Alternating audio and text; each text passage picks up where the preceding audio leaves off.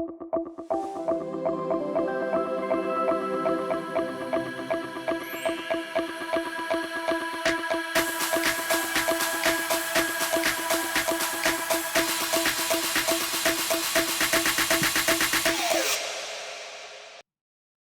Students, welcome to knowledge campus.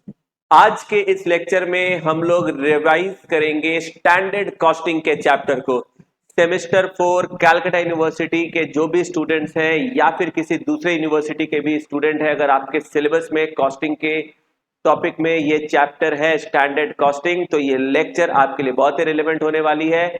मैं start करने के पहले ये बता देना चाहता हूं कि ये जो लेक्चर है ये रिवीजन लेक्चर है, यानी कि टॉपिक में मैं जब एक्सप्लेन करूंगा तो मेरी पेस थोड़ी सी ज्यादा होगी, थोड़ा सा फास्ट स्पीड से मैं सारे टॉपिक्स को आपको समझाऊंगा, क्योंकि ये रेगुलर लेक्चर नहीं है, ये रिवीजन लेक्चर है। यानी कि जिस तरीके से मैं अपने मेन कोर्स में आराम से धीरे धीरे चीजों को डिटेल में एक्सप्लेन करता हूं, आज के लेक्चर में वैसा नहीं हो पाएगा, क्योंकि ये चैप्टर को मुझे आपको फटाफट से जल्दी जल्दी आपको क्या करवाना है, रिवीजन कराना है। तो ये है रिवीजन लेक्चर हमारे चैप्टर की, जिसका नाम है स्टैंडर्ड कॉस्टिंग। तो चलिए स्टार्ट करते हैं। सबसे पहले हम लोग जानते हैं स्टैंडर्ड कॉस्टिंग चैप्टर के बारे में। ये चैप्टर क्या है, किस बारे में है। हम लोग अपने बिजनेस में कभी भी किसी प्रोडक्ट की जब प्रोडक्शन करते हैं, तो प्रोडक्शन को करने के पहले उसके क्या क्या हमारे खर्चे लगेंगे उसकी एस्टिमेटेड कॉस्ट शीट बनानी पड़ती है। यानी हम लोग जो प्रोडक्ट बनाने वाले हैं, हमारी जो आउटपुट बनने वाली है, इसके जो भी खर्चे लगेंगे, मटेरियल की कितनी कॉस्ट होगी, लेबर की कितनी कॉस्ट होगी, या फिर हमारे ओवरहेड के पीछे कितने खर्चे लगेंगे, ये सभी को लेकर हम लोग क्या करते हैं, एक एस्टिमेटेड कॉस्ट शीट बनाते हैं, जिससे हमें पता चल जाए हमारी कितने की खर्च आने वाली है, टोटल कॉस्ट हमारा कितना होने वाला है। ठीक है, इसे हम लोग बोलते हैं estimated cost sheet. Estimated cost sheet के बाद फिर जब प्रोडक्शन होती है और प्रोडक्शन कंप्लीट होने के बाद जब एक्चुअल कॉस्ट कैलकुलेट की जाती है, तो ऐसा कई बार देखा जाता है कि जो हमारे प्रोडक्शन की एक्चुअल कॉस्ट होती है वो हमारे एस्टिमेटेड कॉस्ट से डिफर करती है। यानी हमने जितना एस्टिमेट किया था मटेरियल कॉस्ट, हमारी एक्चुअल मटेरियल कॉस्ट उससे ज्यादा या कम हो सकती है। इसी तरीके से हमने जो लेबर कॉस्ट सोचा था वो एक्चुअल लेबर कॉस्ट से थोड़ी सी ऊपर या नीचे हो सकती है। ओवरहेड के जो कॉस्ट हमने एस्टिमेट किए थे, एक्चुअल ओवरहेड कॉस्ट भी थोड़ी ज्यादा या कम हो सकती है। बोलने का मतलब यह है कि हमारी जो एस्टिमेटेड कॉस्ट होती है, जो हमने प्रोडक्शन के पहले एस्टिमेट किया था, एक्चुअल प्रोडक्शन के बाद जो हमारी रियल एक्चुअल कॉस्ट होती है वो सेम नहीं होती, वो डिफर करती है। डिफर क्यों करती है? Because of so many reasons. बहुत सारे इसके पीछे फैक्टर्स होते हैं। जैसे मान लीजिए आपने मार्केट में सोचा था कि मटेरियल की कॉस्ट होगी 5 रुपीज पर केजी, लेकिन जब आप मार्केट गए तो पता चला कि मटेरियल की कॉस्ट जो है वो बढ़ चुकी है अब, और अभी मार्केट की जो मटेरियल कॉस्ट है वो है 6 रुपीज पर केजी, है ना। लेबर की कॉस्ट आपने जो एस्टिमेट की थी 10 रुपीज पर आवर, अब पता चला कि प्रोडक्शन के टाइम पे लेबर कॉस्ट भी इंक्रीज हो चुकी है 12 रुपीज पर आवर। तो देखिए, जब हम लोग एस्टिमेट करते हैं ना, तो हमारा एस्टिमेटेड जो फिगर होता है वो सर्टेन बेसिस पे हम लोग उसको जज करते हैं, डिफाइन करते हैं। लेकिन जब एक्चुअली चीजें हो रही होती है, प्रोडक्शन की प्रोसेस जब चल रही होती है, उस समय जब हम लोग एक्चुअल डेटा को कलेक्ट करते हैं, जब हमें एक्चुअली मटेरियल को खरीदनी होती है, जब लेबर को हायर करने होते हैं, उस समय जरूरी नहीं है कि जिस रेट पे आपने एस्टिमेशन किया है वो सेम रेट पे आपको चीजें अवेलेबल हो जाए।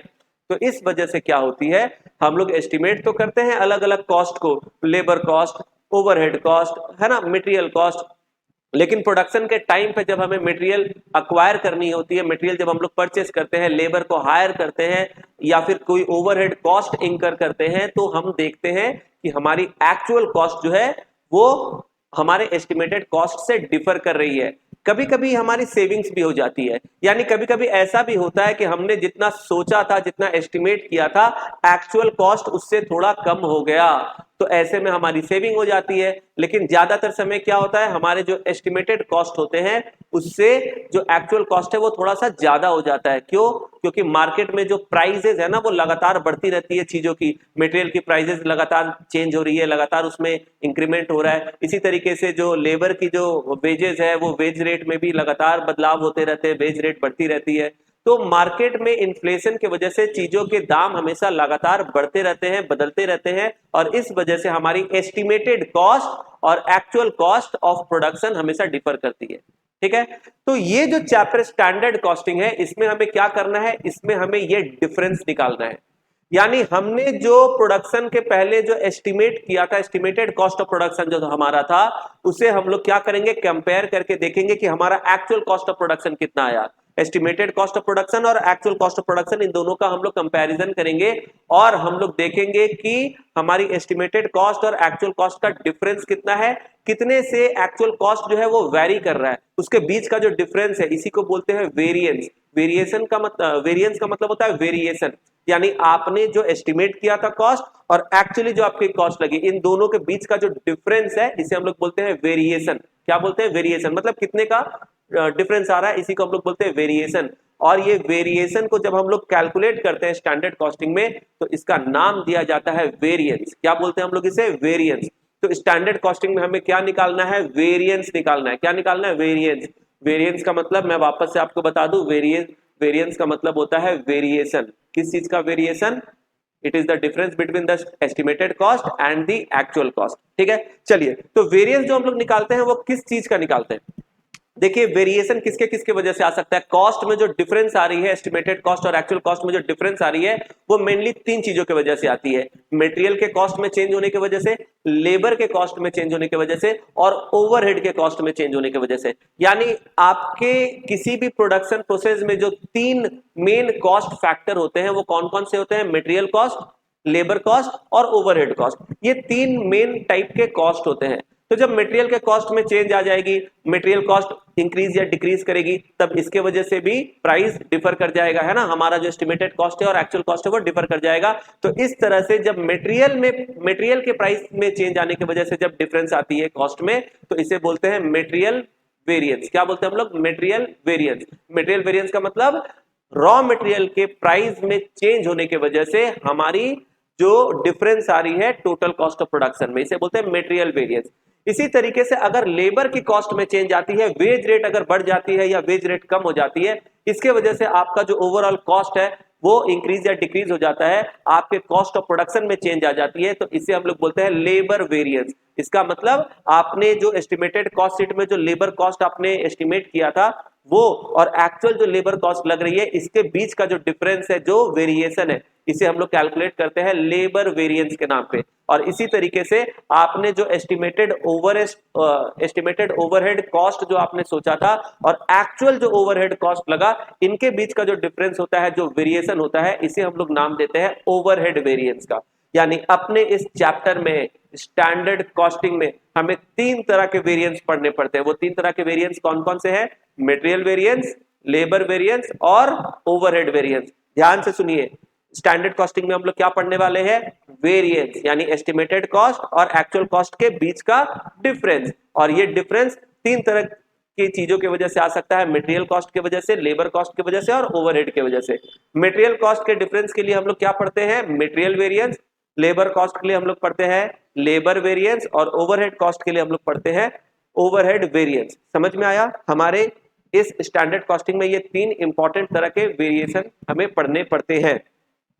एग्जाम पॉइंट ऑफ व्यू से अगर बात करें तो सबसे ज्यादा इंपॉर्टेंट जो आपके लिए है वो है मटेरियल वेरिएंस और लेबर वेरिएंस। तो आज के क्लास को हम लोग स्टार्ट करेंगे हमारे मटेरियल वेरिएंस से। तो चलिए, आपको स्क्रीन पर दिख रहा है स्टैंडर्ड कॉस्टिंग में हम लोग क्या कैलकुलेट करने वाले हैं। जैसा कि अभी मैंने आपको इंट्रोडक्शन में बताया, हमारे इस चैप्टर में हम लोग पढ़ने वाले हैं वेरिएंसेस, मतलब डिफरेंसेस। तो वैसे तो वेरिएंसेस जो होते हैं वो सेल्स की हो सकती है या तो कॉस्ट की हो सकती है। कभी कभी हमारे ना सेल के प्राइस में भी वेरिएशन होता है, मतलब हमने जितना एस्टिमेटेड जो सोचा था कि हमारा इतना सेल होगा, एक्चुअल सेल उतना नहीं हो पाया। तो हमारी जो एस्टिमेटेड सेल्स है और एक्चुअल सेल्स है, इनके बीच के जो वेरिएशन होते हैं, इनके बीच का जो डिफरेंस होता है, इसे हम लोग बोलते हैं सेल्स वेरिएंस। क्या बोलते हैं इसे हम लोग, सेल्स वेरिएंस। तो सेल्स वेरिएंस का मतलब होता है एस्टिमेटेड सेल्स और एक्चुअल सेल्स का डिफरेंस। ये किस वजह से हो सकता है, अगर आपके सेलिंग प्राइस में चेंज होता है या फिर सेल के क्वांटिटी में, सेल्स के वॉल्यूम में चेंज होता है, तो इसके वजह से सेल्स वेरिएंस हो सकता है। ठीक है, एक हो गया सेल्स वेरिएंस। दूसरा होता है कॉस्ट वेरिएंस, यानी कि कॉस्ट ऑफ प्रोडक्शन में जो चेंज हो रहा है, कॉस्ट में जो चेंज हो रहा है, इसको बोलते हैं कॉस्ट वेरिएंस। कॉस्ट वेरिएंस जो होते हैं ये मेनली तीन तरीके के होते हैं, जैसा अभी मैंने आपको बताया था, एक मटेरियल वेरिएंस, एक लेबर वेरिएंस और एक ओवरहेड वेरिएंस। मटेरियल वेरिएंस मतलब मटेरियल कॉस्ट की वजह से, लेबर वेरिएंस मतलब लेबर कॉस्ट की वजह से, और ओवरहेड वेरिएंस मतलब ओवरहेड कॉस्ट की वजह से। ठीक है, तो ये हो गए आपका इस चैप्टर का जो स्टैंडर्ड कॉस्टिंग का जितने भी वेरिएंस है उसका बेसिक एक स्ट्रक्चर। अब हम लोग फटाफट से स्टार्ट करते हैं मटेरियल वेरिएंस। अब आप लोग एकदम ध्यान दीजिएगा क्योंकि अब हम लोग एकदम मेन टॉपिक में आ चुके हैं। ठीक है, एकदम ध्यान से, ये चैप्टर जो है पूरा का पूरा फॉर्मूला बेस्ड है, पर ये जो फॉर्मूला है इस चैप्टर में ये सारे के सारे टेक्निकल और लॉजिकल है। ठीक है, तो अगर आप ध्यान से समझिएगा तो आपको जरूर से समझ में आएगा। मुझे आपका एकदम 100% प्रॉपर अटेंशन चाहिए। देखिए ये क्योंकि रिवीजन लेक्चर है तो मेरी जो स्पीड है वो थोड़ी सी ज्यादा हो सकती है, इसके लिए मैं आपसे माफी चाहता हूं, लेकिन प्लीज मैं आपसे रिक्वेस्ट कर रहा हूं कि आप अपना 100% अटेंशन मुझे दीजिए। आपको चीजें समझ में आएगी, मैं अपने तरफ से पूरी कोशिश करूंगा। ठीक है, तो चलिए हमारी जो टॉपिक है वो क्या है, मटेरियल वेरिएंस, यानी हमारे मटेरियल की जो कॉस्ट है, रॉ मटेरियल की जो कॉस्ट है जो हमने एस्टिमेट किया था और एक्चुअल जो रॉ मटेरियल की कॉस्ट लगी है, इन दोनों के बीच का जो डिफरेंस है इसको हम लोग बोलते हैं मटेरियल वेरिएंस। इसके लिए हम लोग क्या कैलकुलेट करते हैं, कई तरह के वेरिएंस कैलकुलेट करते हैं, टोटल 5 तरह के वेरिएंस है। ठीक है, सबसे पहला जो वेरिएंस होता है इसको बोलते हैं मटेरियल कॉस्ट वेरिएंस। क्या बोलते हैं, मटेरियल कॉस्ट वेरिएंस, शॉर्ट में बोला जाता है एमसीवी। ठीक है, क्या फॉर्मूला है एमसीवी कैलकुलेट करने का, इसका फॉर्मूला है एससी माइनस एसी। एससी का मतलब स्टैंडर्ड कॉस्ट, एसी का मतलब एक्चुअल कॉस्ट। स्टैंडर्ड कॉस्ट का मतलब होता है जो आपने प्रोडक्शन के रिगार्डिंग आपने सोचा था कि हमारी एस्टिमेटेड कॉस्ट कितनी लगेगी, जो आपने एस्टिमेट किया था, जो आपने पहले से सोचा था कि शायद इतनी कॉस्ट लगनी चाहिए, ये जो कॉस्ट जो हमने एस्टिमेट किया था इसको बोलते हैं स्टैंडर्ड कॉस्ट। ताकि जो आप प्रोडक्शन करोगे उसकी कितनी कॉस्ट लगनी चाहिए थी, प्रोडक्शन जो आप करोगे उसके लिए मटेरियल की कितनी कॉस्ट लगनी चाहिए थी, इसे बोलते हैं स्टैंडर्ड कॉस्ट, या आप एक तरीके से समझ लो ये एस्टिमेटेड कॉस्ट है। और एक्चुअल कॉस्ट का मतलब जो एक्चुअली में कॉस्ट लगी है। ठीक है, तो वेरिएंस कैसे निकालेंगे, जो आपने एस्टिमेट किया था यानी कि स्टैंडर्ड, और एक्चुअली में जो लगे हैं यानी कि एक्चुअल, तो standard cost minus actual cost कर दोगे तो क्या आ जाएगा, वेरिएंस आ जाएगा, मटेरियल कॉस्ट वेरिएंस आ जाएगा। ठीक है, standard cost minus actual cost. अब देखिए मैंने यहां पर स्टैंडर्ड कॉस्ट की मीनिंग बताई है। स्टैंडर्ड कॉस्ट की मीनिंग क्या होती है, ध्यान से देखिएगा। अगर आपके पास ये फॉर्मूलाज नहीं है तो आप वीडियो को पॉज करके ये सारे अपने कॉपी में नोट डाउन भी कर लो। ठीक है, ये आपके लिए बहुत इंपॉर्टेंट है, ये चैप्टर में फॉर्मूला का काफी रेलेवेंस है। तो आई होप आपके पास फॉर्मूला ऑलरेडी होंगे जरूर, लेकिन फिर भी अगर नहीं है आप प्लीज हमारे इस स्क्रीन से देखकर आप नोट डाउन कर लो।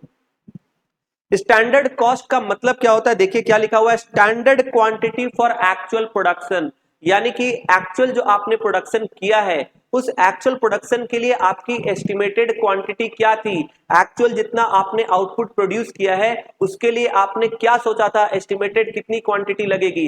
तो एक्चुअल प्रोडक्शन के लिए जो एस्टिमेटेड क्वांटिटी थी या जो स्टैंडर्ड क्वांटिटी थी उसको बोलते हैं standard quantity for actual production. इसको आप जब मल्टीप्लाई करते हो स्टैंडर्ड रेट, स्टैंडर्ड रेट मतलब आपने जो एस्टिमेट किया था कि कितनी मटेरियल की प्राइस लगेगी, तो उस प्राइस से जो आपने सोचा था, जो आपने एस्टिमेट किया था उसको बोलते हैं स्टैंडर्ड रेट। ठीक है, स्टैंडर्ड का मतलब आप हमेशा मन में समझ सकते हो एस्टिमेटेड, जो आपने सोचा था कि इतना होना चाहिए या इतना लगना चाहिए। ठीक है, इसको बोलते हैं स्टैंडर्ड। ये क्या होता है ना, ये एक पैरामीटर होता है मेजरमेंट का।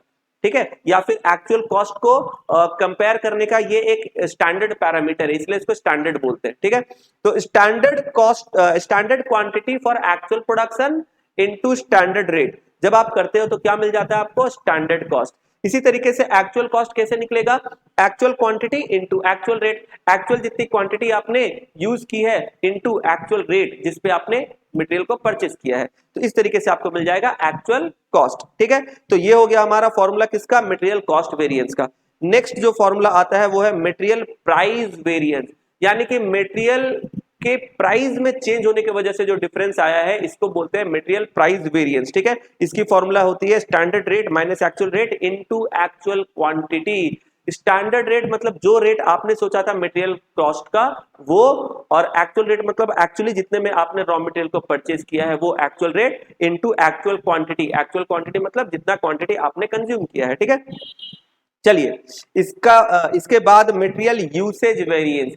यूसेज वेरिएंस का मतलब होता है कंजम्पशन, यानी एक्चुअली में आपने मटेरियल कंज्यूम कितना किया है, आपने कितना सोचा था कि कंज्यूम करोगे और एक्चुअली आपने कितना कंज्यूम किया है, इसके जो डिफरेंस होते हैं ना इसको बोलते हैं मटेरियल यूसेज वेरिएंस। ठीक है, तो स्टैंडर्ड क्वांटिटी मतलब जो आपने एस्टिमेट किया था आपका estimated consumption, minus actual quantity का मतलब एक्चुअल कंजम्पशन, एक्चुअल क्वांटिटी मतलब एक्चुअल कंजम्पशन। तो standard quantity minus actual quantity into standard rate, standard rate मतलब आपकी जो एस्टिमेटेड रेट थी, इस तरीके से आपका निकल जाएगा क्या, MUV यानी कि मटेरियल यूसेज वेरिएंस। ठीक है, एग्जाम में चेक करने के लिए आप क्या कर सकते हो, SCV equals to MPV plus MUV, यानी कि आपकी जो प्राइस वेरिएंस और यूसेज वेरिएंस होती है, इनको अगर आप टोटल करोगे तो ये मटेरियल कॉस्ट वेरिएंस के बराबर आएगी। ठीक है, तो आप एग्जाम में अगर चाहो तो इसे इस तरीके से चेक भी कर सकते हो। इसके बाद एक आती है मटेरियल मिक्स्ड वेरिएंस, इसको हम लोग बोलते हैं MMV। मिक्स्ड वेरिएंस का मतलब क्या होता है, जब हम लोग आउटपुट बनाते हैं तो कई बार ना किसी पर्टिकुलर प्रोडक्ट को बनाने के लिए कई सारे रॉ मटेरियल लगते हैं। जरूरी नहीं है कि एक प्रोडक्ट बनाने के लिए एक ही रॉ मटेरियल लगेगा। कई बार ऐसा होता है कि आप कोई प्रोडक्ट बना रहे हो जिसके लिए 2 या 3 या कई सारे अलग अलग मल्टीपल रॉ मटेरियल्स आपको चाहिए होते हैं। तो वो जितने भी सारे रॉ मटेरियल्स को मिलाकर आप आउटपुट बनाते हो, उनकी जो प्रोपोर्शन है, उनका जो रेशियो है, अगर उसमें चेंज आ जाता है तो इसके वजह से भी ओवरऑल कॉस्ट में चेंज आएगा। तो आपने जो मटेरियल को जो मिक्स किया है, मान लीजिए आपके प्रोडक्ट को बनाने के लिए, आउटपुट को बनाने के लिए 3 तरह के रॉ मटेरियल चाहिए, ए बी एंड सी। तो ये ए बी और सी किसी पर्टिकुलर प्रोपोर्शन में, किसी स्पेसिफिक रेशियो के हिसाब से आपको इनपुट करना चाहिए था। लेकिन मान लीजिए because of some reason market में कोई एक मटेरियल अवेलेबल नहीं थी सफिशिएंट क्वांटिटी में, या किसी दूसरे रीजन के वजह से आपने क्या किया, आपने जो इनका प्रोपोर्शन था उसको चेंज कर दिया, मिक्सिंग में चेंज कर दिया आपने। तो ये मटेरियल को मिक्स करने में इनके प्रोपोर्शन और इनके रेशियो में अगर चेंज होता है और इसके वजह से अगर कॉस्ट में चेंज आती है तो इसको बोलते हैं मटेरियल मिक्स्ड वेरिएंस। ठीक है, चलिए इसका जो फॉर्मूला होता है वो क्या होता है, revise standard proportion of actual input. ध्यान से समझिए, revise standard proportion of actual input, यानी एक्चुअल जो इनपुट आपने लगाया है इसका स्टैंडर्ड प्रोपोर्शन क्या होना चाहिए था। ठीक है, इसमें से माइनस करेंगे एक्चुअल क्वांटिटी एंड लास्ट में मल्टीप्लाई करेंगे स्टैंडर्ड रेट। ठीक है, यहां पर revise standard proportion of actual input को मैंने शॉर्ट में लिखा है RSPAI, इसे मैं बोलता हूं रस्पाई। ठीक है, आप भी इसे अपने तरीके से बोल सकते हो, आपको समझाने के लिए मैं इसे बोल रहा हूं रस्पाई। ठीक है, तो रस्पाई का फॉर्मूला क्या है, SQ मतलब standard quantity divided by standard input into actual input. ठीक है, दिस इज द फॉर्मूला। ये जो फोर्थ वाली जो वेरिएंस है ना, ये थोड़ी सी टेक्निकल है, हो सकता है अभी आपको फॉर्मूला से ठीक से समझ नहीं आ रही है, जब मैं प्रॉब्लम करूंगा तो आपको और अच्छे से क्लियर हो जाएगी। ठीक है, फिलहाल फॉर्मूला तो यही है। इसके बाद लास्ट जो वेरिएंस है इसे बोलते हैं मटेरियल यील्ड वेरिएंस। क्या बोलते हैं, मटेरियल यील्ड वेरिएंस। कभी कभी क्या होता है, जब प्रोडक्शन करते हैं तो प्रोडक्शन के दौरान हमारी नॉर्मल लॉस होती है ना, प्रोडक्शन लॉस होती है, वेट लॉस होती है, तो इसके वजह से जो हमारी अल्टीमेट आउटपुट निकलती है वो हमारे इनपुट से कम होती है। जरूरी नहीं है कि आप जितना इनपुट डाल रहे हो उतनी ही क्वांटिटी में आउटपुट भी होगा। इनपुट और आउटपुट का जो रेशियो होता है वो कभी कभी कम भी होता है। तो अगर आपकी आउटपुट जो है वो कम हो रही है because of some weight loss, because of some normal loss, ठीक है, तो इसके लिए हमें कैलकुलेट करना पड़ता है क्या, मटेरियल यील्ड वेरिएंस। इसका जो फॉर्मूला है वो क्या है, standard loss of actual input, मतलब जितना आपने सोचा था, जिस परसेंटेज में, जिस प्रोपोर्शन में आपने सोचा था कि लॉस होगी, नॉर्मल लॉस वो, और माइनस एक्चुअल लॉस मतलब जो एक्चुअली हुआ। तो जितना आपने सोचा था कि लॉस हो सकती है, नॉर्मल लॉस, वो लिखेंगे, उसमें से माइनस करेंगे एक्चुअल लॉस जो एक्चुअली में हुआ, और इनटू कर देंगे standard average cost. Standard average cost का जो फॉर्मूला होता है वो क्या होता है, देखिए, total standard cost divided by total standard output, इस तरीके से हम लोग निकाल लेंगे स्टैंडर्ड एवरेज कॉस्ट। ठीक है, तो ये सारे के सारे फॉर्मूलाज हैं जो आपको याद रखने हैं मटेरियल मिक्स्ड वेरिएंस के लिए, सॉरी मटेरियल वेरिएंस के लिए। तो अगर एग्जाम में मटेरियल वेरिएंस के टॉपिक से कोई भी क्वेश्चन आएगा ना, तो इन 5 में से ही वो आपको निकालने के लिए देंगे कोई ना कोई वेरिएंस। ठीक है, ये 5 के 5 जो मटेरियल वेरिएंस है ये आपको अच्छे से याद होने चाहिए, इनके फॉर्मूलाज आपको एकदम बाय हार्ट लर्न भी होने चाहिए और इनके मीनिंग भी आपको समझ आनी चाहिए। ठीक है, तो मटेरियल वेरिएंस के 5 फॉर्मूलाज हमने पढ़ लिए। आप में से किसी के पास भी अगर ये फॉर्मूला नहीं है तो आप प्लीज वीडियो को पॉज करके इसे अपने कॉपी में नोट डाउन कर लो। चलिए, तो अब और फर्दर क्लैरिटी के लिए हम लोग क्या करते हैं, कुछ प्रॉब्लम सॉल्व करते हैं। ठीक है, तो चलिए मैं आपको प्रॉब्लम में लेकर चलता हूं फटाफट से, क्योंकि रिवीजन लेक्चर है, हमें समय भी बचाने हैं, आपके एग्जाम आने वाले हैं, तो इसलिए मैं नहीं चाहता कि आपको ज्यादा समय लगाना पड़े।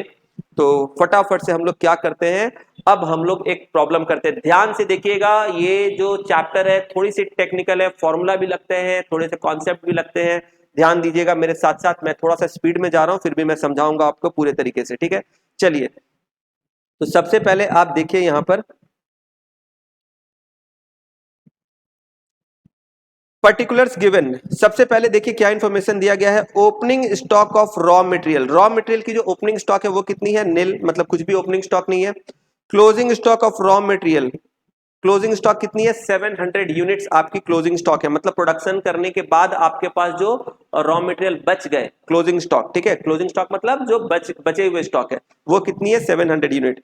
मटेरियल आपने परचेस कितना किया था, मटेरियल आपने परचेस किया था 4000 यूनिट्स, कितने के रेट से, 2.5 एच, यानी ₹2.5 पर यूनिट के रेट से आपने 4000 यूनिट आपने मटेरियल को परचेस किया था। चलिए बहुत अच्छी बात है, आगे देखते हैं।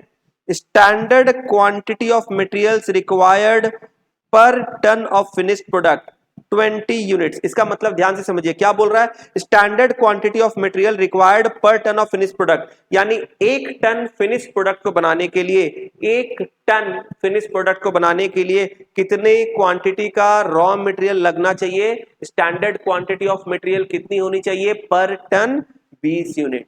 20 यूनिट यानी कि कंपनी के हिसाब से, ऑर्गेनाइजेशन के हिसाब से 1 टन फिनिश प्रोडक्ट बनाने के लिए आपको आइडियली कितना रॉ मटेरियल लगना चाहिए, कितने क्वांटिटी का रॉ मटेरियल लगना चाहिए, 20 यूनिट रॉ मटेरियल लगना चाहिए। 1 टन फिनिश गुड्स के लिए 20 यूनिट लगना चाहिए, ठीक है, समझ में आ रहा है। 1 टन फिनिश गुड्स के लिए कितना लगना चाहिए, 1 टन फिनिश गुड्स के लिए 20 यूनिट रॉ मटेरियल लगना चाहिए। ये बहुत रिलेवेंट इंफॉर्मेशन है, ध्यान दीजिएगा।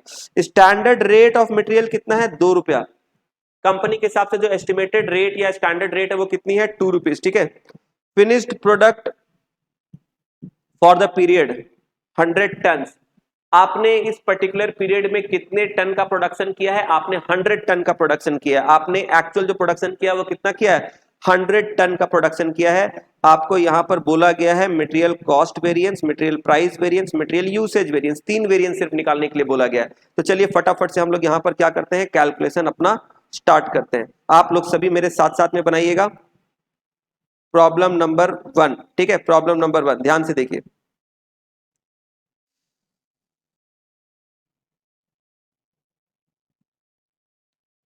सबसे पहले हम लोग क्या करते हैं ना, हम लोग सबसे पहले देखते हैं कि हमारी जो मटेरियल जो कंज्यूम हुई है वो कितनी हुई है, ठीक है। मटेरियल हमारी जो कंज्यूम हुई है वो कितने की हुई है।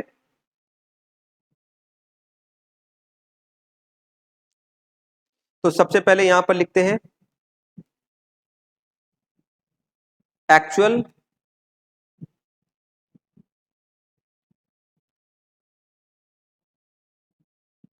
Actual raw materials consumed. Raw materials consumed का फॉर्मूला क्या होता है बताइए, आपने कॉस्ट शीट वाले चैप्टर में पढ़ा होगा, raw material consumed, cost sheet वाले चैप्टर में आपने पढ़ा होगा रॉ मटेरियल कंज्यूम्ड। क्या फॉर्मूला होता है, opening stock plus purchase minus closing stock, है ना। तो ओपनिंग स्टॉक तो क्वेश्चन में बोला है नील, प्लस आपने कितने यूनिट का परचेज किया है, देखिए आपने परचेज किया है यहाँ पर 4000 यूनिट्स, बोला है 4000 यूनिट्स, ठीक है। और आपका क्लोजिंग स्टॉक कितना है, 700 यूनिट्स, ठीक है। तो यहाँ पर 4000 यूनिट्स आपने परचेज किया माइनस 700 यूनिट्स, ठीक है, ये सारे के सारे यूनिट्स में है, तो इसलिए आंसर भी यूनिट में आएगा। कितना आएगा, 3300 यूनिट्स, 3300 यूनिट्स, ठीक है। ये हो गई आपकी एक्चुअल रॉ मटेरियल कंज्यूम्ड। चलिए इसके बाद आगे देखते हैं।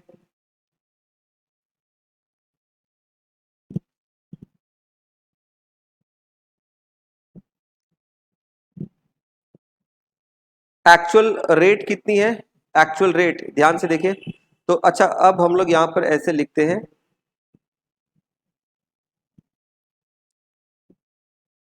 Therefore actual actual quantity, actual quantity को AQ बोलते हैं। एक्चुअल क्वांटिटी मतलब एक्चुअल क्वांटिटी जो हमने यूज किया या कंज्यूम किया, कितनी एक्चुअल क्वांटिटी कितनी है, 3300 यूनिट्स। और एक्चुअल रेट यानी कि AR हमने किस रेट से खरीदा है बताइए।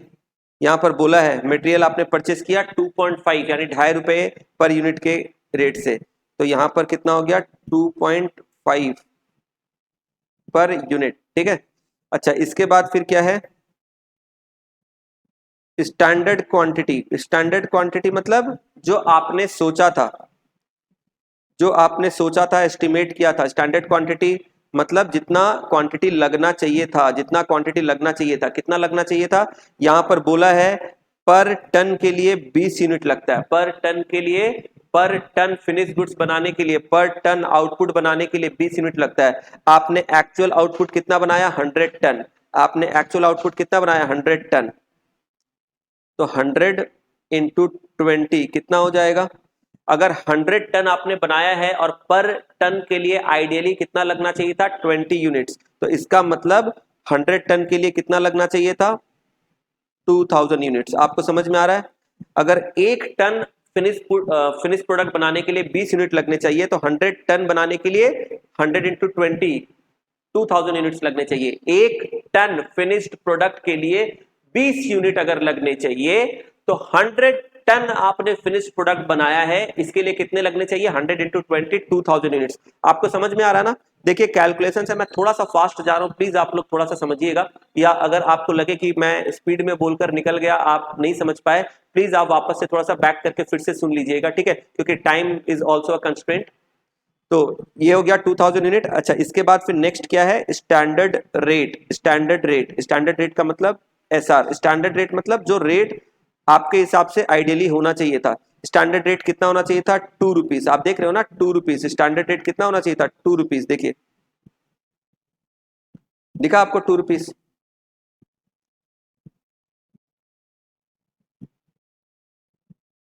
तो ये आपके जो भी प्रॉब्लम के अंदर जो इंफॉर्मेशन, जो डेटा दिया गया था, वो मैंने यहाँ पर लिख लिया, ठीक है? सारे के सारे इंफॉर्मेशन को मैंने यहाँ पर सजा लिया, ठीक है? अब क्या निकालना है? Material cost variance. सबसे पहले आपको क्या निकालना है? Material cost variance. तो चलिए अब हम लोग निकालते हैं। सबसे पहला मटेरियल कॉस्ट वेरिएंस, यानी कि मटेरियल कॉस्ट वेरिएंस कैसे निकलेगा? ये इसकी जो फॉर्मूला होती है वो क्या होती है? MCV equals to standard quantity into standard rate minus actual quantity into actual rate, ठीक है? Standard quantity into standard rate, actual quantity into actual rate कितना है? देखिए, स्टैंडर्ड क्वांटिटी कितना? 2000 इंटू स्टैंडर्ड रेट कितना? 2 minus actual quantity 3300 into actual rate कितना? 2.5। Calculate करेंगे तो कितना आएगा? ये 4000 माइनस ये कितना हो जाएगा?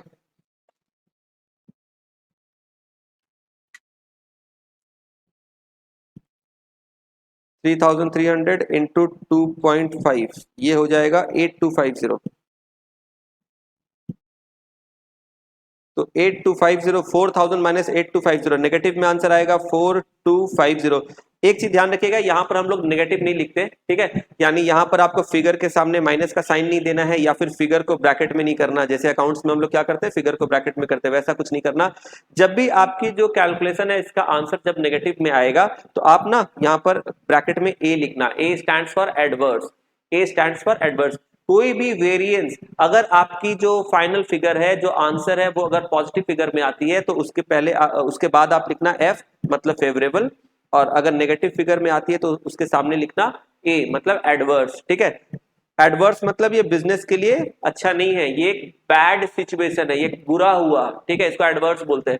और फेवरेबल मतलब ये अच्छी बात है, ये अच्छा हुआ, अच्छी सिचुएशन है, ठीक है? तो इसको फेवरेबल बोलते हैं। क्योंकि हमारा जो यहाँ पर आप देख सकते हो, हमारा जो एक्चुअल कॉस्ट है वो स्टैंडर्ड कॉस्ट से ज्यादा हो गया। हमारी जो एक्चुअल कॉस्ट है वो स्टैंडर्ड कॉस्ट से ज्यादा हो गई। एक्चुअल कॉस्ट हमारी कितनी हो गई? 8250, जबकि स्टैंडर्ड कॉस्ट कितनी थी हमारी? 4000। तो अगर एक्चुअल कॉस्ट स्टैंडर्ड से ज्यादा हो गया, इसका मतलब हमने जो सोचा था उससे ज्यादा एक्चुअली में खर्चा हो गया। तो ये तो खराब है ना, ये तो बुरी बात है। तो यानी कि हमारा एडवर्स सिचुएशन है, ठीक है? तो 4250 आंसर नेगेटिव में आ रहा है, तो इसलिए मैंने फिगर को पॉजिटिव लिखा, पर ब्रैकेट में मैंने ए लिख दिया, मतलब एडवर्स। एडवर्स क्या इंडिकेट करता है? नेगेटिव फिगर, ठीक है? चलिए नेक्स्ट जो वेरिएंस है वो क्या है? Material price variance. तो अब हम लोग कैलकुलेट करेंगे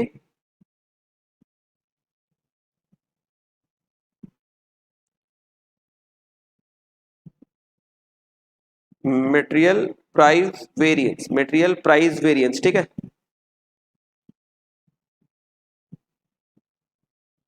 इसका जो फॉर्मूला होता है वो क्या होता है, material price variance standard rate minus actual rate into actual quantity, into actual quantity.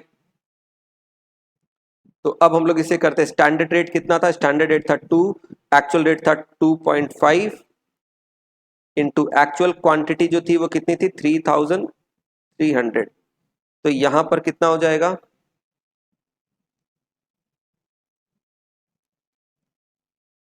1650,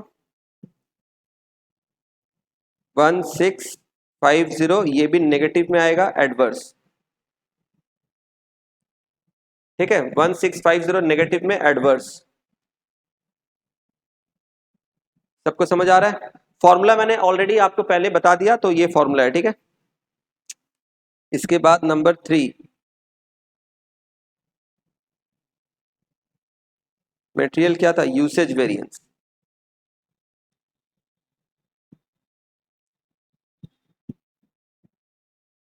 material usage variance, material usage variance.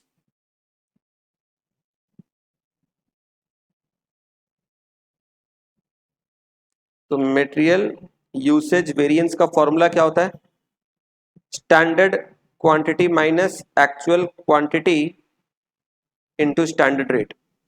Standard quantity कितनी थी आपकी 2000, एक्चुअल क्वांटिटी कितनी लग गई 3300, और एक्चुअल रेट कितना है 2, कितनी हो गई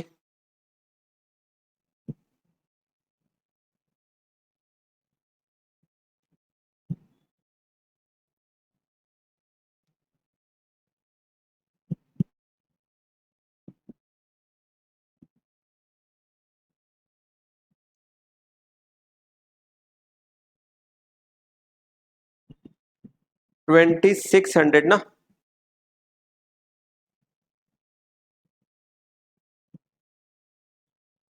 ये भी एडवर्स हो गया, 2600 क्या हो गया, ये भी एडवर्स हो गया, ठीक है। यानी यहां पर तीनों ही आंसर जो है ये आपके एडवर्स में आ रहे हैं, ठीक है। अगर आप चाहो तो इसे चेक कैसे कर सकते हो, मैंने आपको बताया था ना,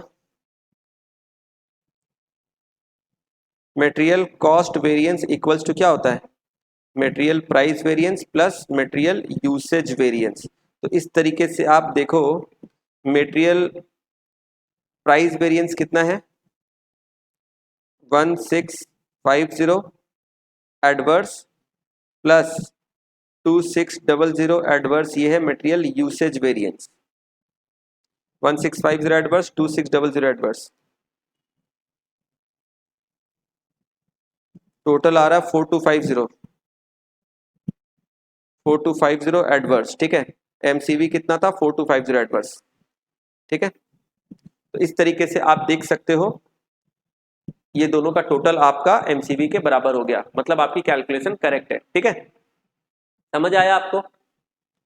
चलिए, तो इस तरीके से हमारा ये जो फर्स्ट प्रॉब्लम है ये हो जाता है। ये इंपॉर्टेंट प्रॉब्लम है, एग्जाम के पहले आपको देख कर जाना है, ठीक है। मैंने अपने रिवीजन सीट में जो भी प्रॉब्लम्स आपको दिए हैं ये सारे के सारे वो सिलेक्टेड प्रॉब्लम्स है, जो अगर आप देख कर जाते हो तो आपके करीब करीब आपके जो चैप्टर की जो टॉपिक्स है वो सारी कवर हो जाएगी, ठीक है। चलिए, अब मटेरियल वेरिएंस का जो सेकंड प्रॉब्लम है वो है ये नंबर 2। ध्यान से देखिएगा, ये टेक्निकल है, इस पे इंपॉर्टेंट मार्क कर लीजिए, ठीक है।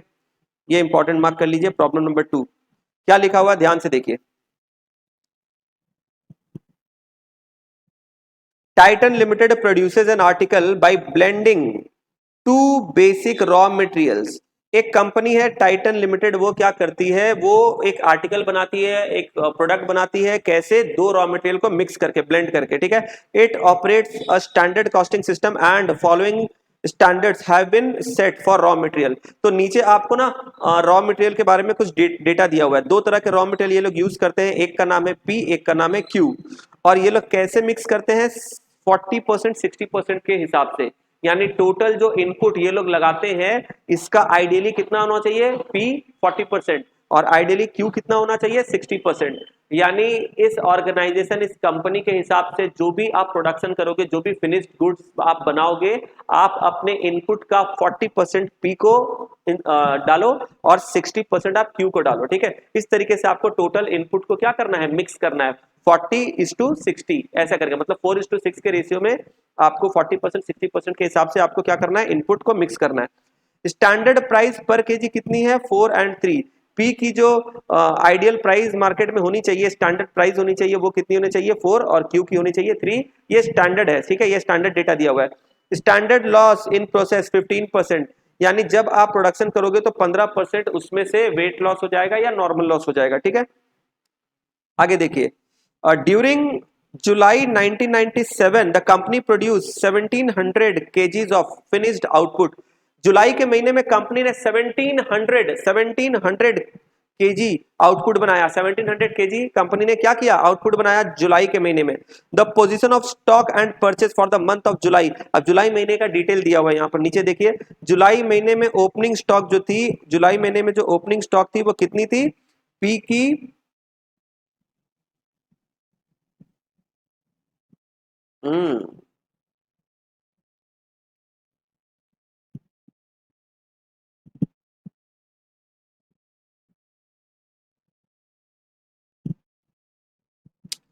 एक चीज आप ध्यान दीजिएगा, यहां पर ना आई थिंक टाइपिंग एरर है।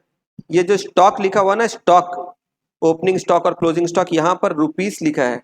ये रुपीस नहीं होगा, ये यूनिट्स होंगे। ठीक है, ये जो ओपनिंग स्टॉक और क्लोजिंग स्टॉक है ना, ये यूनिट्स में होनी चाहिए मेरे ख्याल से। ठीक है, ये यूनिट्स में होने चाहिए, मतलब ये जो डेटा है ये क्या है, 35 यूनिट्स, ये भी यूनिट्स, ये भी यूनिट्स, ये भी यूनिट्स। ठीक है, और यहां पर तो केजी लिखा है, फिर केजी के बगल में भी रुपीस लिखा हुआ है, तो गजब टाइपिंग एरर है ना।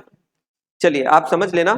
तो पी और क्यू, पी और क्यू की आपको क्या बता दी गई है, ओपनिंग स्टॉक कितनी थी, क्लोजिंग स्टॉक कितनी थी, आपने during the month of July आपने कितना परचेस किया है, during the month of July आपने कितना परचेस किया है, इसकी क्वांटिटी दे दी गई है यूनिट्स में और अमाउंट भी दे दिया गया है। ठीक है, तो ध्यान दीजिएगा, ये जो है ना, ये यूनिट्स है, यूनिट्स है या केजी है, जो भी आप समझ लीजिए। ठीक है, चलिए आगे क्या बोला जा रहा है, ध्यान से देखिए। Assuming FIFO method of issue of material, यानी कि आपको फीफो मेथड अप्लाई करना है। फीफो का मतलब आपने बेसिक चैप्टर्स में, आपने मटेरियल वाले चैप्टर में पढ़ा होगा। आप जब सेमेस्टर 2 की कॉस्टिंग पढ़ रहे थे, वहां पर मटेरियल का जो चैप्टर आया था कॉस्टिंग के सब्जेक्ट में, वहां आपने LIFO, FIFO, weighted average, simple average, ये सारी चीजें आपने पढ़ी होगी। तो फीफो का मतलब फर्स्ट इन फर्स्ट आउट, जो मटेरियल पहले आपने परचेज किया उसको आप पहले यूज करोगे, कंज्यूम करोगे। ठीक है, इसको बोलते हैं फीफो। तो ओपनिंग स्टॉक को कैसे क्या करना है ये तो सारा चीज बता दिया। Opening stock is to be valued at standard price. ठीक है, इसका कोई, अच्छा ये बहुत इंपॉर्टेंट चीज बोली है, opening stock is to be valued at standard price. Opening stock की वैल्यू आपको कैसे निकालनी है, ओपनिंग स्टॉक की वैल्यू आपको स्टैंडर्ड प्राइस, स्टैंडर्ड प्राइस का मतलब जो ऊपर वाले टेबल में दिया गया था 4 और 3, ओपनिंग स्टॉक की वैल्यू आपको स्टैंडर्ड के बेसिस पे निकालनी है। यानी ये जो ओपनिंग स्टॉक है ना, इसकी वैल्यू आपको कैसे निकालनी है, स्टैंडर्ड प्राइस के बेसिस पे। समझ में आ रहा है, ये बहुत इंपॉर्टेंट बात है। ठीक है, चलो कोई दिक्कत नहीं है। क्या बोला गया यहाँ पर, सारे के सारे 5 वेरिएंट्स आपको निकालने के लिए बोले गए हैं, फटाफट से करते हैं इसको। ठीक है, चलो आप लोग भी मेरे साथ कॉपी में लिखो प्रॉब्लम नंबर 2, कॉपी में लिखो प्रॉब्लम नंबर 2। सबसे पहले कुछ बेसिक कैलकुलेशन हम लोग कर लेते हैं, बेसिक कैलकुलेशन सबसे पहले हम लोग थोड़ा कर लेते हैं।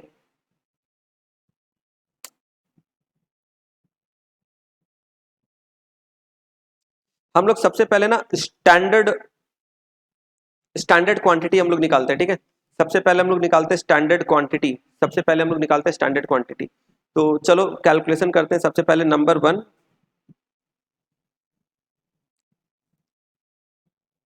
Calculation of standard quantity. Technical है ये प्रॉब्लम। ठीक है, आप थोड़ा सा ध्यान दीजिएगा। तो यहां पर एक चीज देखिए, स्टैंडर्ड क्वांटिटी और यहां लिखा हुआ है एक्चुअल क्वांटिटी। ठीक है, क्या बोला गया है कि आप जितना भी प्रोडक्शन करते हो 15% जो होता है ना वो प्रोसेस लॉस हो जाता है। 15% क्या हो जाता है? Process loss. ये क्वेश्चन में बता दिया गया है। ठीक है, तो इसका मतलब ध्यान से देखिए, इसका मतलब क्या हुआ कि अगर एक्चुअल क्वांटिटी, अगर आप 100, एक मिनट, यूनिट से या केजी एक बार देख लेते हैं। केजी है। अगर आप 100 केजी इनपुट डालोगे तो एक्चुअल क्वांटिटी कितनी बनेगी? 100 केजी अगर आप इनपुट डालोगे तो एक्चुअल क्वांटिटी कितनी बनेगी? 100 इंटू 85%, यानी कि कितना?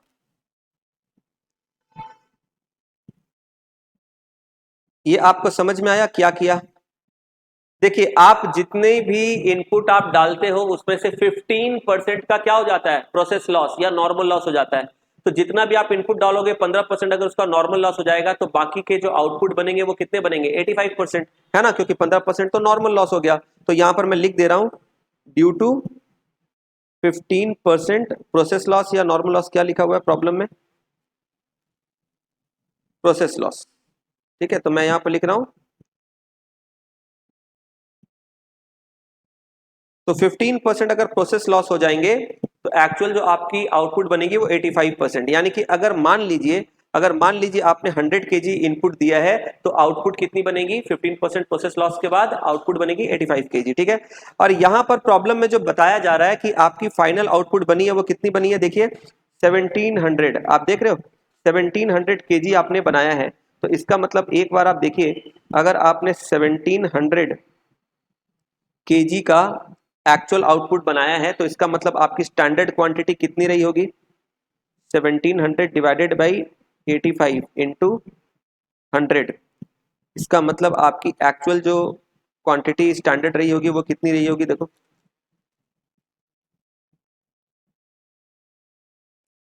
2000। यानी ध्यान से देखिए, आपने जो एक्चुअल प्रोडक्शन किया है वो 1700 केजी का किया है, जबकि स्टैंडर्ड लॉस 15% कंपनी के हिसाब से बोला गया है। तो अगर हम लोगों ने 1700 का एक्चुअल आउटपुट बनाया है, हम लोग मान लेते हैं ये 1700 का जो एक्चुअल आउटपुट है वो 15% प्रोसेस लॉस के बाद आया है। तो इसका मतलब हमने इनपुट कितना डाला था? हमने इनपुट कितना लगाया था? स्टैंडर्ड क्वांटिटी हमारी कितनी थी? तो 1700, ये अगर 85% है आफ्टर प्रोसेस लॉस ऑफ 15%, तो 100% यानी इनपुट कितनी हो जाएगी? 1700 बाई 85 इंटू 100। हमारी जो एक्चुअल इनपुट हो जाएगी, स्टैंडर्ड क्वांटिटी हो जाएगी, वो कितनी हो जाएगी? 2000 केजी। ठीक है, चलिए, तो ये हो गया। अब आप देखिए यहां पर नंबर 2, ये जो स्टैंडर्ड क्वांटिटी है इसको अगर स्टैंडर्ड प्रोपोर्शन में हम लोग ये करें, डिस्ट्रीब्यूट करें तो कितना होगा? Standard quantity in standard proportion. Standard quantity in standard proportion, तो दो इनपुट हम लोग यूज करते हैं पी एंड क्यू, राइट। दो रॉ मटेरियल हम लोग यूज करते हैं पी एंड क्यू, और दोनों की जो स्टैंडर्ड प्रोपोर्शन है वो कितनी है? 40% 60%। कितनी है? 40% and 60%।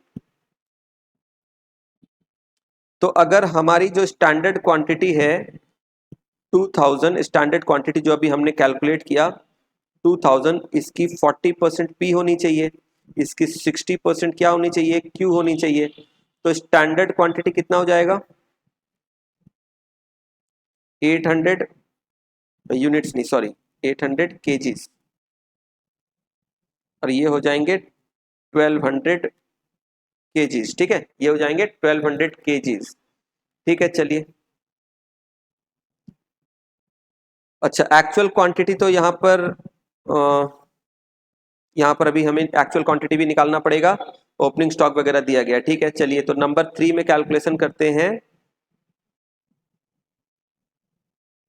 Actual quantity of raw material consumed actual quantity of raw material consume कैसे निकालते हैं? अभी मैंने पिछले प्रॉब्लम में आपको बताया था कैसे निकालते हैं रॉ मटेरियल कंज्यूम, बताइए। Opening stock plus purchase minus closing stock, यही होता है ना। तो P एंड Q दोनों का ये काम करते हैं। ओपनिंग स्टॉक कितना है P एंड Q का, चलो देख लेते हैं। ओपनिंग स्टॉक है 35 एंड 40, 35 एंड इसका है 40। क्लोजिंग स्टॉक 550, 5 और 50। अब एक बार देखते हैं परचेस कितना है, 800 एंड 1200, ठीक है। परचेस कितना हुआ है 800 एंड 1200। तो चलिए एक्चुअल क्वांटिटी कितना कंज्यूम हुआ देख लेते हैं। यहां तो आ जा रहा है आपकी 830 यूनिट्स नहीं केजी। ये कितने हो जाएंगे,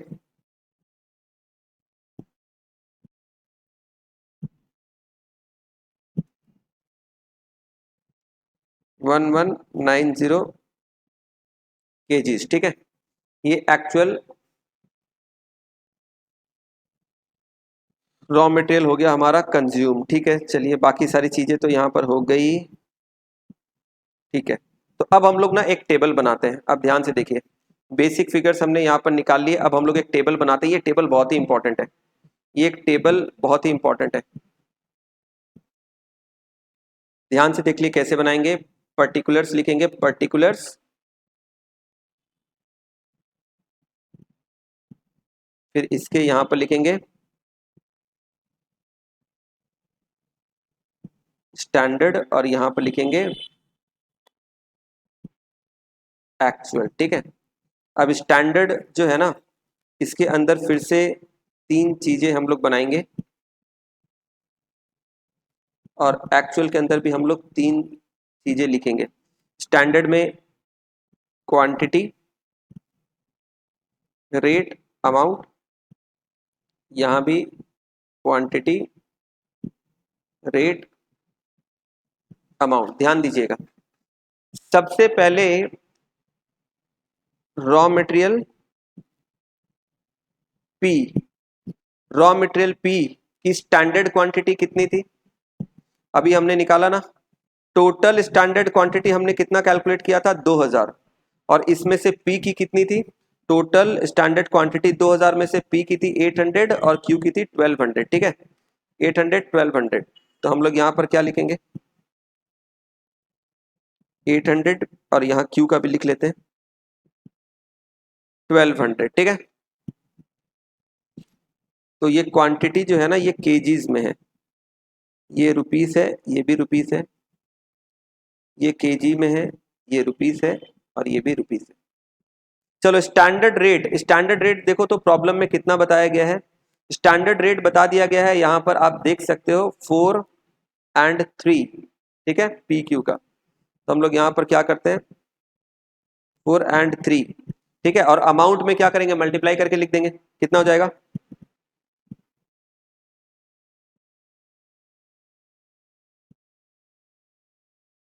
ठीक है। 800 इंटू 4 3200, 1200 इंटू 3 3600, ठीक है। एक्चुअल क्वांटिटी हमने कितना कंज्यूम किया, अभी ऊपर हमने निकाला वर्किंग नंबर 3 में, वर्किंग नंबर 3 में ध्यान दो कितना, पी का 830, क्यू का 1190 और actual rate, actual rate problem के अंदर बताई गई है, नहीं एक्चुअल रेट बताई नहीं गई है, एक्चुअल रेट आपको निकालना पड़ेगा। यहाँ अमाउंट बताया गया है, ठीक है, अमाउंट बताया गया है तो आपको निकालना पड़ेगा। चलिए तो यहाँ पर एक कैलकुलेशन और करनी पड़ेगी हमें।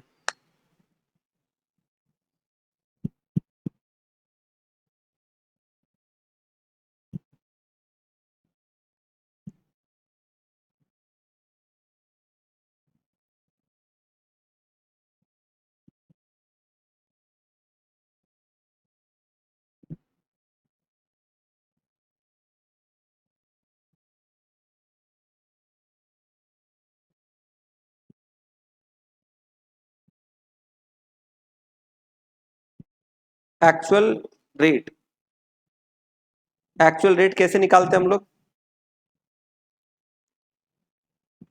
एक्चुअल क्वांटिटी, नहीं नहीं, actual cost by actual quantity purchased, actual cost by actual quantity purchased. तो ध्यान से देखिए, पी एंड क्यू, पी की जो एक्चुअल कॉस्ट आपकी लगी थी कितनी लगी थी? पी की एक्चुअल कॉस्ट लगी थी 3400, देख रहे हो ना, और क्यू की लगी थी 3000। ठीक है, 3400 3000, 3400 3000, इसको डिवाइड करेंगे। आपने जितनी क्वांटिटी को परचेस किया था, कितना परचेस किया था आपने? 800 1200, ठीक है, तो डिवाइडेड बाई 800 1200, तो आपकी एक्चुअल रेट कितनी आ गई? पी आपने 3400 में खरीदा था 800 केजी, तो 3400 में अगर आपने 800 केजी खरीदा था तो पर केजी की कॉस्ट आ गई 4.25 पर केजी। इसी तरीके से यहां पर 3000 डिवाइडेड बाई 1200, 2.5 पर केजी। प्रॉब्लम में आपको टोटल परचेस कॉस्ट बता दिया गया था और कितना क्वांटिटी आपने टोटल परचेस किया वो बता दिया गया था। तो टोटल परचेस कॉस्ट से हमने परचेस क्वांटिटी को डिवाइड कर दिया तो हमारी रेट आ गई है ना। तो 4.25 और 2.25, 4.25 और 2.5, ठीक है, इसको इंटू कर लो।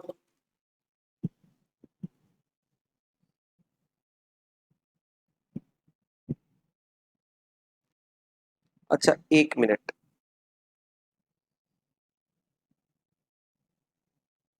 एक मिनट, यहां फिर से एक टेक्निकल चीज है।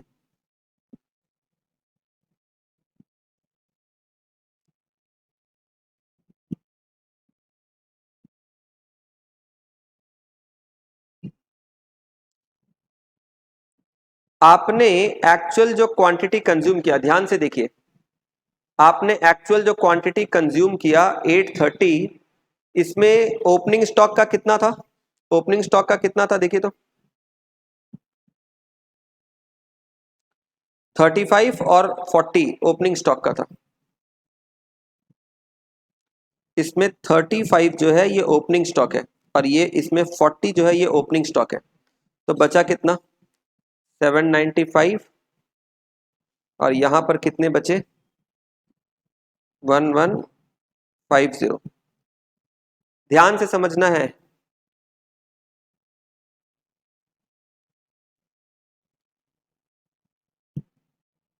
ये जो एक्चुअल क्वांटिटी 830 और 1190 है ना, इसके अंदर दो चीजें हैं।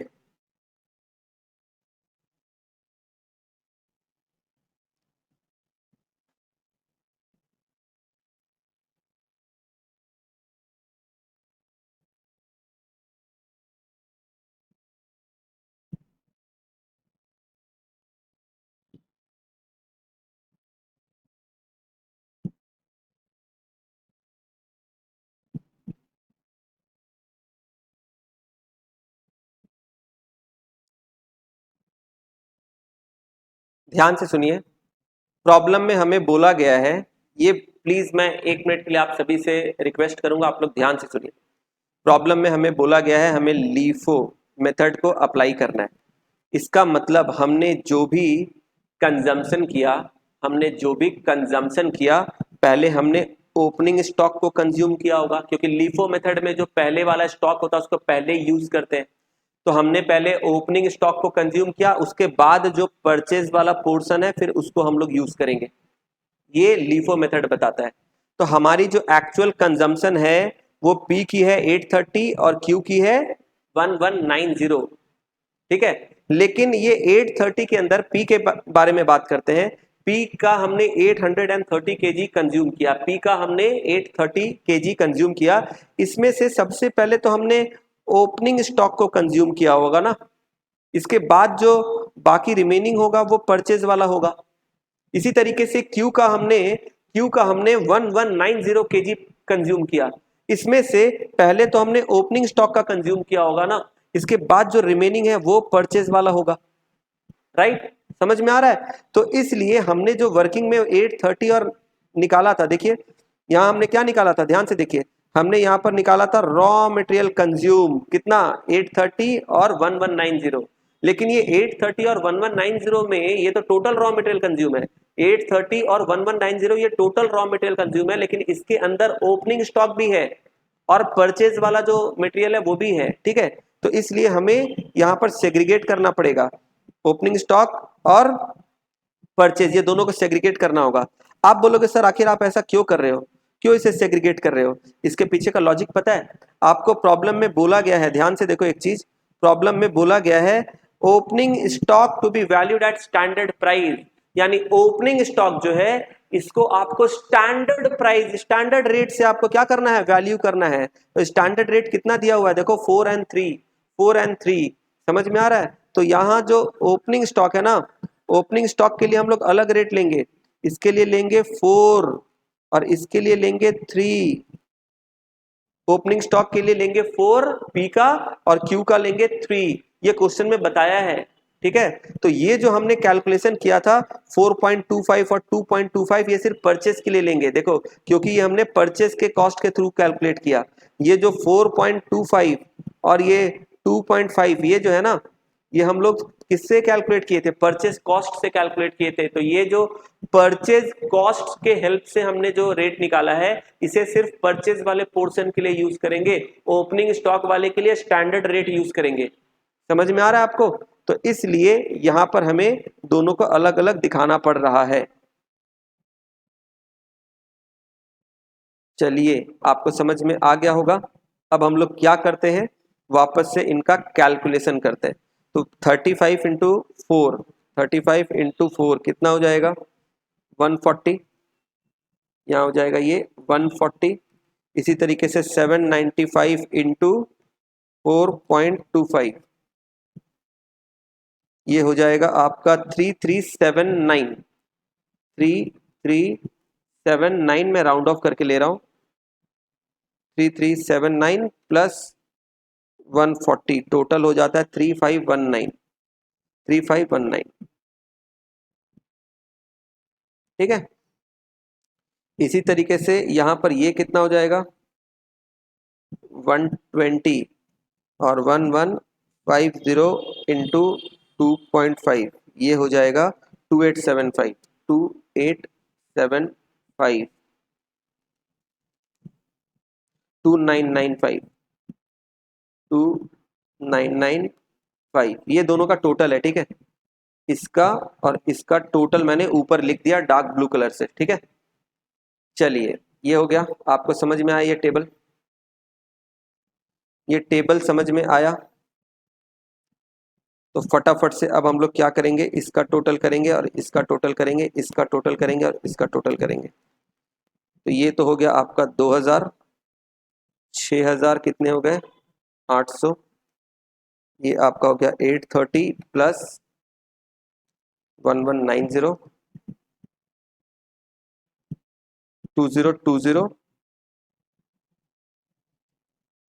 और फिर यहाँ पर हो गया 3519 प्लस 2995, 6514, 6514।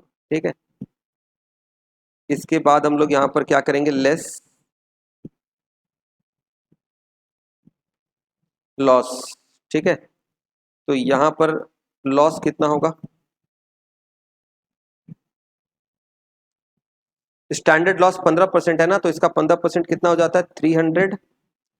तो यहाँ आउटपुट बनेगा कितना,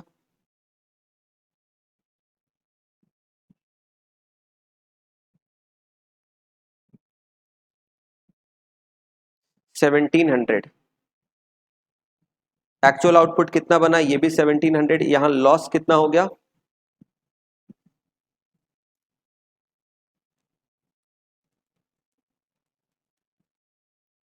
320,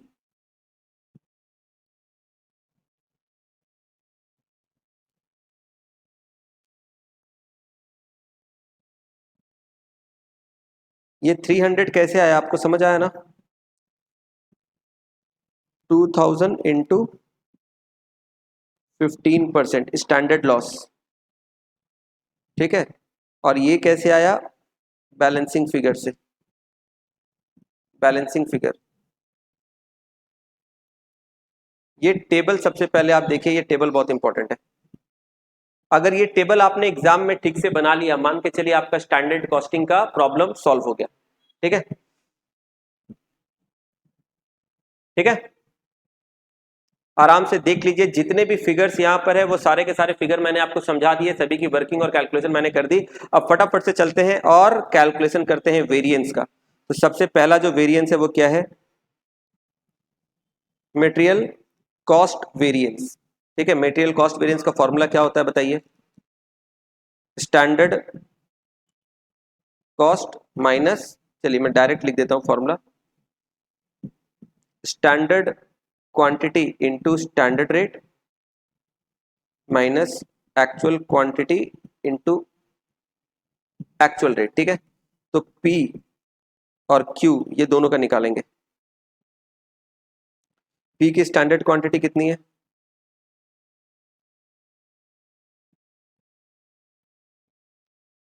800 इंटू 4। अच्छा, यहाँ तो ऑलरेडी हमने किया है ना, स्टैंडर्ड क्वांटिटी इंटू स्टैंडर्ड, यहाँ तो 3200 यहाँ P का है, और actual quantity into actual rate ये भी हमने किया है। कितना? 3519 माइनस 3519। इसी तरीके से यहाँ पर 3600 माइनस 2995। तो चलिए यहाँ तो ये निकल जाएगा। अब इसको कैलकुलेट कर लेते हैं हम लोग।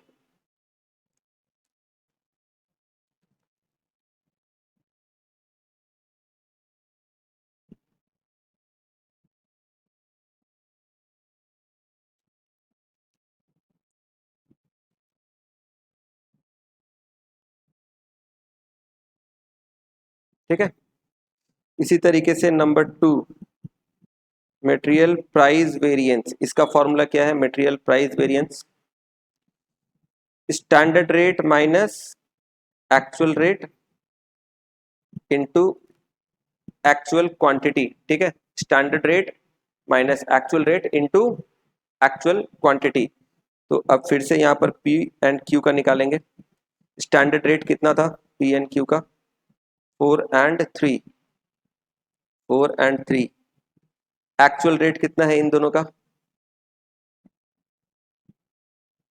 अच्छा, एक्चुअल रेट यहाँ पर ना अलग अलग है, तो अलग अलग निकालना पड़ेगा।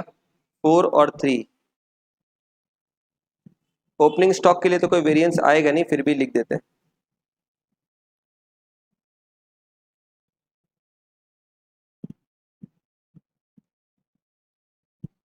ओपनिंग स्टॉक कितनी थी? 35 एंड 40। 35 एंड 40 ये हो गया आपका ओपनिंग स्टॉक, प्लस फिर से हम लोग क्या करेंगे? स्टैंडर्ड रेट लेंगे 4 और 3 माइनस, अब जो एक्चुअल है कितना? 4.25, 2.5, 4.25, 2.5, 795 और 1150।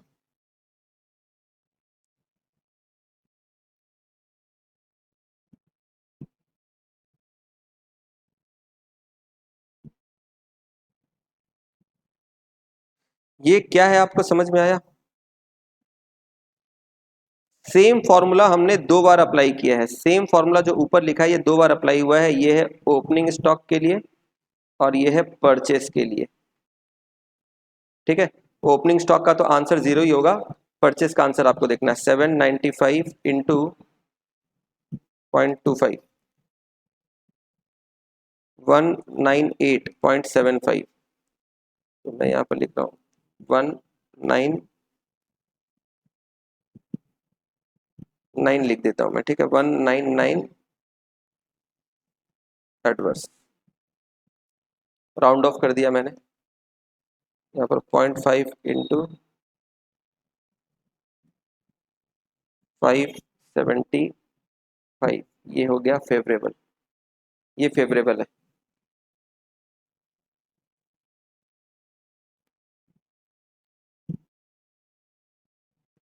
ठीक है, MPV का बात क्या होता है, MUV मतलब मटेरियल यूसेज वेरिएंस, इसका फॉर्मूला क्या होता है, standard quantity minus actual quantity into standard rate, P and Q। Standard quantity कितनी थी आप देख लो, 800 1200, 800 1200 माइनस एक्चुअल क्वांटिटी कितनी है, टेबल से ही आपको मिल जाएगा सारा, 830 1190, 830 1190। स्टैंडर्ड रेट कितना था, 4 एंड 3, 4 एंड 3,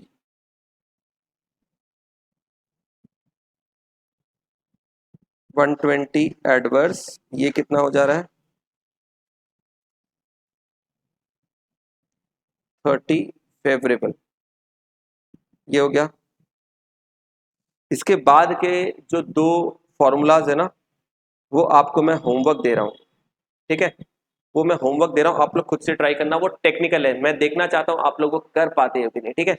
चलिए, तो ये तो 3 मैंने आपको करवा दिया, MCV, MPV एंड MUV, ये तीनों मैंने आपको करवा दिया। अब इसके बाद इसी प्रॉब्लम में 2 और बताया गया है आपको, क्या,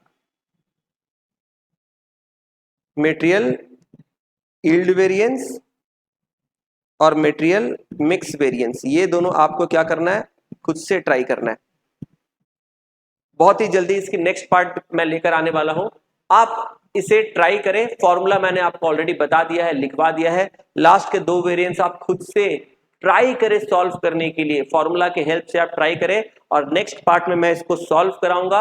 आपकी जो आंसर है वो आप चेक कर लेना, आपकी ठीक हो रही है या नहीं हो रही है, और नेक्स्ट क्लास में ही मैं आपको नेक्स्ट टाइप की जो वेरिएंस है, लेबर वेरिएंस, वो भी मैं आपको करवाऊंगा, ठीक है। तो चलिए, आज आपके लिए जो होमवर्क मैं दे रहा हूं सेल्फ प्रैक्टिस, वो है आपकी प्रॉब्लम नंबर 2 की लास्ट की 2 वेरिएंस, पहली 3 मैंने करवा दी अभी आपको, ठीक है, कॉस्ट वेरिएंस, प्राइस वेरिएंस और यूसेज वेरिएंस मैंने आपको करवा दिया। तो चलिए, आज के लेक्चर को हम लोग यहाँ पर एंड करते हैं। नेक्स्ट रिवीजन लेक्चर, क्योंकि ये जो चैप्टर है काफी लेंदी है, काफी सारे कॉन्सेप्ट्स है, मैं सिंगल लेक्चर में इसे पूरा का पूरा चैप्टर अगर मैं रिवीजन करवाऊंगा तो काफी कंफ्यूजन हो जाएगी, इसलिए मैं इसको पार्ट बाय पार्ट ब्रेक कर रहा हूं, ठीक है। तो आज हमने मटेरियल वेरिएंस को पढ़ा, लास्ट के 2 जो वेरिएंस है ये मैं आपको होमवर्क दे रहा हूं, आप खुद से एक बार ट्राई करना, प्रैक्टिस करना, नेक्स्ट क्लास में मैं आपको वो समझा दूंगा, प्रॉब्लम से करवा दूंगा, आप चेक कर लेना आपकी सही हो रही है या फिर गलत, ठीक है। इसके बाद हम लोग लेबर वेरिएंस स्टार्ट करेंगे नेक्स्ट क्लास में ही। Thank you so much, bye bye, take care.